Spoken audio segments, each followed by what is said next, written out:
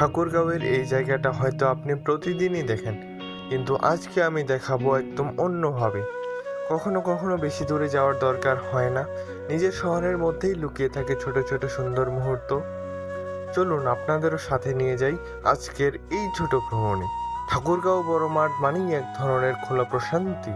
চারপাশে খোলা আকাশ, সবুজ ঘাস, মানুষজন হাঁটছে, কেউ খেলছে, সব মিলিয়ে জায়গাটা আলাদা একটা ভিড় আছে। এখানে একটু হাঁটলেই মনে হয় মনের ভিতরের ক্লান্তিটা ধীরে ধীরে হালকা হয়ে যাচ্ছে। আমি পুরো মাঠটার চারপাশে একটা রাউন্ড দিলাম। এই সময়টা আমার নিজের জন্য, না কোনো তাড়া, না কোনো চিন্তা, শুধু হাঁটা আর চারপাশটা দেখা। হাঁটা শেষে একটু খিদে তো লাগবেই, তাই চলে এলাম ধোসা খেতে।